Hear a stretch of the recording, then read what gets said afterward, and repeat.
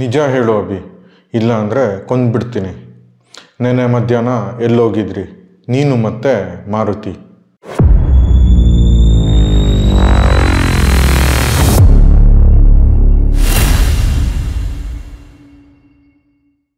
ನಮಸ್ಕಾರ, 64 ಚಾನಲ್ಗೆ ಸ್ವಾಗತ. ನಾನು ಚಂದನ್. ನೀವು ದಾರಿಲಿ ಹೋಗ್ಬೇಕಾದ್ರೆ ಅಕಸ್ಮಾತಾಗಿ ಒಂದು ಗೊಂಬೆ ನಿಮ್ಮ ಕಣ್ಣಿಗೆ ಬೀಳುತ್ತೆ.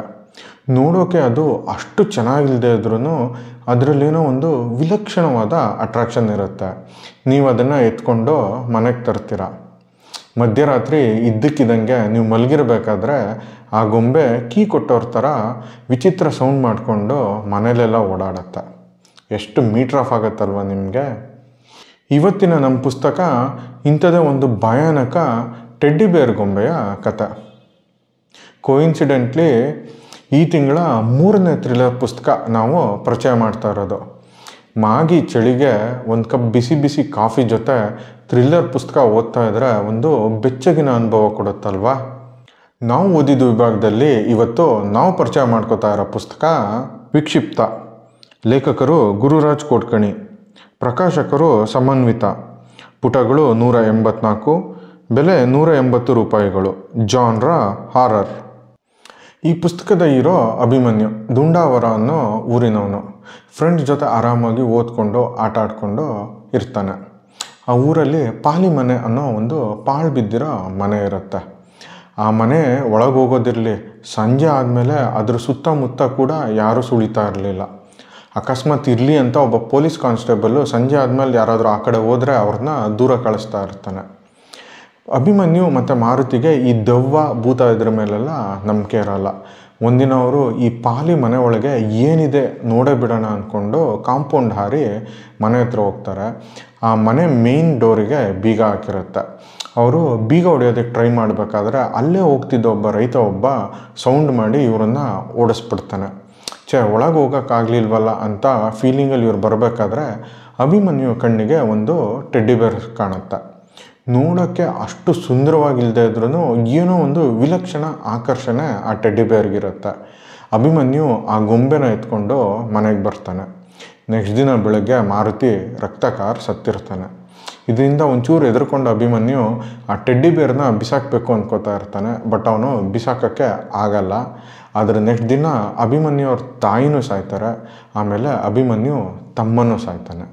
ಇದರಿಂದ ಹೆದರ್ಕೊಂಡು ಅಭಿಮನ್ಯು ಆ ಗೊಂಬೆನ ಬಿಸಾಕಿ ಊರು ಬಿಟ್ಟು ಬಂದುಬಿಡ್ತಾನೆ. ಹೀಗೆ ಊರು ಬಿಟ್ಟು ಬಂದ ಅಭಿಮನ್ಯು ಬೆಂಗಳೂರಲ್ಲಿ ಹೊಸ ಜೀವನ ಸ್ಟಾರ್ಟ್ ಮಾಡ್ತಾನೆ. ಅವನಿಗೆ ಮದುವೆ ಆಗುತ್ತೆ, ಮಕ್ಕಳು ಕೂಡ ಹುಟ್ಟುತ್ತಾರೆ. 20 ವರ್ಷ ಆದಮೇಲೆ ಅವನು ವಾಪಸ್ಸು ಊರಿಗೆ ಹೋಗಿ ಸೆಟ್ಲ್ ಆಗಬೇಕು ಅಂತ ಪ್ಲ್ಯಾನ್ ಮಾಡಬೇಕಾದ್ರೆ ಆ ಗೊಂಬೆ ಮತ್ತೆ ಅಭಿಮನ್ಯುಗೆ ಸಿಗುತ್ತೆ. ಅವನ ಜೊತೆ ಮಾತಾಡುತ್ತೆ. ಅವನ ಸಂಸಾರವನ್ನು ನಾಶ ಮಾಡ್ತೀನಿ ಅಂತ ಧಮಕಿ ಕೂಡ ಹಾಕುತ್ತೆ. ಈ ಗೊಂಬೆ ಅಭಿಮನ್ಯು ಜೊತೆ ಮಾತಾಡಿದ್ದು ಅಭಿಮನ್ಯುವಿನ ಭ್ರಮೇನ ಅಥವಾ ನಿಜವಾಗ್ಲೂ ಭೂತ ಪ್ರೇತ ಇದೆಯಾ? ಅಕಸ್ಮಾತ್ ಇದ್ದರೆ ಅಭಿಮನ್ಯು ಅದಕ್ಕೆ ಬಲಿಪಶು ಆಗ್ತಾನೆ. ಅವನ ಕುಟುಂಬ ಏನಾಗುತ್ತೆ?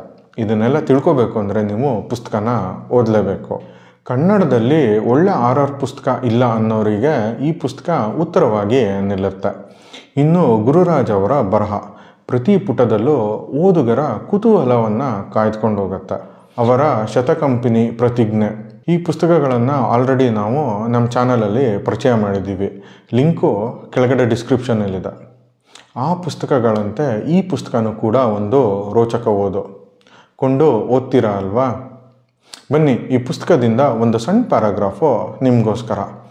ಅದಕ್ಕೂ ಮುಂಚೆ ನಾವು ಮಾಡ್ತಿರೋ ಈ ಕನ್ನಡ ಪುಸ್ತಕವನ್ನು ಪರಿಚಯಿಸೋ ಕೆಲಸ ನಿಮಗೆ ಇಷ್ಟ ಆಗ್ತಿದೆ ಅಂದರೆ ದಯವಿಟ್ಟು ನಮ್ಮ ಚಾನಲ್ಗೆ ಸಬ್ಸ್ಕ್ರೈಬ್ ಆಗಿ. ಈ ವಿಡಿಯೋನ ಲೈಕ್ ಮತ್ತು ಶೇರ್ ಮಾಡೋದು ಮರಿಬೇಡಿ. ಮೊದಲನೇ ಪ್ಯಾರ. ಒರಟಾಗಿ ತನ್ನ ಕೈ ಹಿಡಿದೆಳೆದ ಅಪ್ಪ ಪಿಸು ಮಾತಿನಲ್ಲಿ ಕೇಳಿದ್ದ, ನಿಜ ಹೇಳೋ ಅಭಿ, ಇಲ್ಲ ಅಂದರೆ ಕೊಂದ್ಬಿಡ್ತೀನಿ ನಿನ್ನ. ನಿನ್ನೆ ಮಧ್ಯಾಹ್ನ ಎಲ್ಲಿಗೆ ಹೋಗಿದ್ರಿ ನೀನು ಮಾರುತಿ ಎಂದು ಅಪ್ಪ ಪ್ರಶ್ನಿಸಿದ್ದರೆ ಹೃದಯ ಬಾಯಿಗೆ ಬಂದ ಅನುಭವ ನನಗೆ. ಸುಮ್ಮನೆ ನಿಂತಿದ್ದೆ. ಮತ್ತೆ ಕಿರುಚಿದ್ದ ಅಪ್ಪ. ಅಭಿ, ನಿನ್ನನ್ನೇ ಕೇಳ್ತಿರೋದು ಎಂದಾಗ ಬಾಯಿ ಬಿಟ್ಟಿದ್ದೆ. ಪಾಲಿಮನೆ ಮೈದಾನಕ್ಕೆ ಅಪ್ಪ. ಪಾಲಿಮನೆ ಎಂಬ ಹೆಸರು ಕೇಳಿದಾಕ್ಷಣ ಅಮ್ಮ ಕುಸಿದು ಕೂತಿದ್ದಳು. ಅಯ್ಯೋ ದೇವ್ರೆ ಅನ್ನುವ ಸಣ್ಣ ಚೀತ್ಕಾರ ಅವಳಿಂದ. ಅದರ ಹಿಂದೆಯೇ ಅಳು. ನನಗೆ ಅವಳ ಅಳು ಇಷ್ಟವಿರಲಿಲ್ಲ. ಏನೋ ಕಿರಿಕಿರಿ ಅವಳ ವರ್ತನೆಗೆ. ಮೈದಾನಕ್ಕೆ ಅಮ್ಮ, ಅಲ್ಲಿರೋ ಮನೆಗಲ್ಲ ಎಂದು ಅಮ್ಮನಿಗೆ ಹೇಳುವ ಪ್ರಯತ್ನ ಮಾಡುತ್ತಿದ್ದರೆ ಅಪ್ಪ ಚಟೀರನೆ ಕೆನ್ನೆಗೆ ಬೀಸಿದ್ದ. ಕೇಳಿದ್ದಕ್ಕೆ ಮಾತ್ರ ಉತ್ತರ ಕೊಡು, ನಿನ್ನದೇ ಏನೋ ಹೇಳ್ಬೇಡ ಎಂದರೆ ತಾನು ನಲುಗಿ ಹೋಗಿದ್ದೆ. ಅಪ್ಪ ತನ್ನ ಮೇಲೆ ಕೈ ಮಾಡಿ 5-6 ವರ್ಷಗಳೇ ಕಳೆದಿದ್ದೇವೇನೋ. ಸಣ್ಣಗೆ ನಡಗುವ ದನಿಯಲ್ಲಿ ಪಾಲಿಮನೆ ಮೈದಾನಕ್ಕೆ ಅಂತ ಹೇಳಿದ್ನಲ್ಲಪ್ಪ ಎಂದೆ. ಅಷ್ಟೇನಾ ಎಂದ ಅಪ್ಪ. ಅಲ್ಲಿನ ಮನೆಗೆ ಹೋಗಿದ್ಯಾ, ಸುಳ್ಳು ಹೇಳಬೇಡ ಅಭಿ ಎನ್ನುತ್ತಾ ಅಪ್ಪ ಕಣ್ಣು ಕೆಂಪಾಗಿಸಿದ್ದರೆ ಭಯ ಹೆಚ್ಚಾಗಿತ್ತು. ಹೋಗಿದ್ದೆ ಎಂದರೆ ತನ್ನ ಕತೆ ಮುಗಿದ ಲೆಕ್ಕ, ಕೊಂದು ಬಿಡ್ತಾನೆ ಅಪ್ಪ ಎಂದು ಆಲೋಚಿಸುವಷ್ಟರಲ್ಲಿ ಬಿಕ್ಕುತ್ತಿದ್ದ ಅಮ್ಮ ಡುಡು ಓಡುತ್ತಾ ಬಳಿ ಬಂದಿದ್ದಳು. ತನ್ನ ಬಲಗೈಯನ್ನು ಅವಳ ತಲೆ ಮೇಲಿರಿಸಿಕೊಂಡು ನನ್ನ ಮೇಲೆ ಆಣೆ ಮಾಡಿ ಹೇಳು ಎಂದು ಬಿಟ್ಟಿದ್ದಳು. ತಾನು ಕೊಂಚ ಹೊತ್ತು ಮೌನವಾಗಿದ್ದೇನಾದರೂ ತಲೆ ಗೊಂದಲಗಳ ಗೂಡು. ಮನೆಯ ಹೆಸರು ಕೇಳಿಯೇ ನಲುಗಿ ಹೋಗುತ್ತಾಳೆ ಅಮ್ಮ. ಅಂಥದರಲ್ಲಿ ತಾನು ಮನೆಯತ್ತ ಹೋಗಿದ್ದೆ, ಅಲ್ಲಿದ್ದ ಬೀಗವೊಂದನ್ನು ಒಡೆಯುವ ಪ್ರಯತ್ನ ಮಾಡಿದ್ದೆ ಎಂದರೆ ಎದೆಯೊಡೆದುಕೊಂಡಾಳು. ಹಾಗಾಗಿ ಆ ಹೊತ್ತಿಗೆ ಅಮ್ಮನ ಆಣೆ ಹಾಕಿದ ಮೇಲೂ ತಾನು ಮೊದಲ ಬಾರಿ ಸುಳ್ಳಾಡಿದ್ದೆ. ಅಯ್ಯೋ ಇಲ್ಲ ಅಮ್ಮ, ಮನೆಗೆ ಹೋಗಿರಲಿಲ್ಲ. ನಾನು ಮೈದಾನಕ್ಕೆ ಮಾತ್ರ ಹೋಗಿದ್ದೆ. ಆದರೆ ಮಾರುತಿ ಮಾತ್ರ ಬೇಡ ಅಂದರೂ ಕಟ್ಟೆ ಹತ್ತಿ ಪಾಲಿಮನೆಯ ಹತ್ತಿರ ಹೋಗಿದ್ದ ಎಂದು ಬಿಟ್ಟೆ. ಇನ್ ಕೇಸ್ ಆಲ್ರೆಡಿ ನೀವೇನಾದರೂ ಈ ಪುಸ್ತಕ ಓದಿದರೆ ನಿಮ್ಮ ಅನಿಸಿಕೆನ ಕಮೆಂಟ್ ಮೂಲಕ ತಿಳಿಸೋದು ಮರಿಬೇಡಿ. ವಿಡಿಯೋ ನೋಡಿದ್ದಕ್ಕಾಗಿ ಧನ್ಯವಾದಗಳು.